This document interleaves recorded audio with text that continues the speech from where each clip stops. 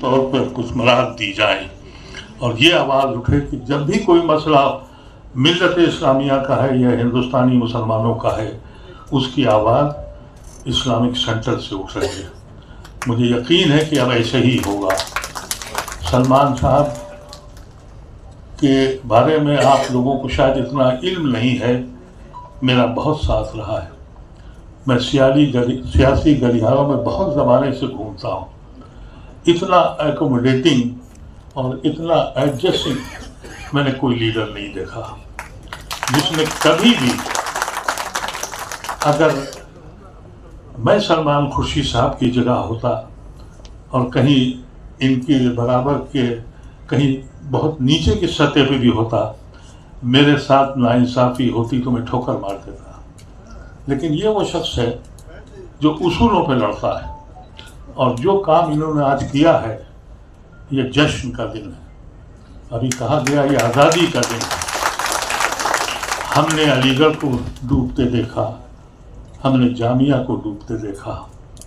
اس ادارے کو ہم کو خوف آتا تھا کہ کہیں میری آنکھوں کے سامنے یہ بھی نہ چلا جائے. سلام ہو، سلامت رہیں آپ سب ممبران.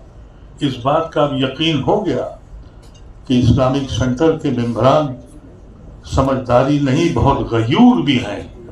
انہوں نے سوچ سمجھ کر جو اس وقت رزلٹ دیا ہے وہ خوش آئند ہے. امید کرتے ہیں کہ ہم سب لوگ مل کے آپس میں پھر کریں گے. کوئی ہار گیا کوئی جیت گیا یہ مسئلہ نہیں ہے. عہدہ بڑی چیز نہیں ہے. منزل پانے کے لیے ہم کو عہدے کی ضرورت نہیں ہے بلکہ کام کرنے کی ضرورت ہے. کسی سے اختلاف نہ کریں، اس لیے کہ ہمارے ایک شعر کا ایک موضوع یاد آ گیا، نفرت سے نہ دیکھو دشمن کو، شاید وہ محبت کر بیٹھے. تو اس لیے کسی سے اختلاف نہ کریں.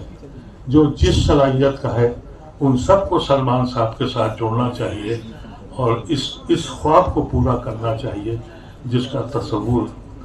مجھے افسوس ہے کہ جب میں یہاں آنا دیکھتا ہوں کہ یہاں پر فوٹویں مجھے جسٹس ہدایت اللہ کی نہیں دکھائی پڑی، مجھے بیگم عابدہ کی فوٹو نہیں دکھائی پڑی، مجھے ان لوگوں نے جو قربانیاں دی تھیں موسیٰ رانا کی فوٹو مجھے نہیں دکھائی پڑتی.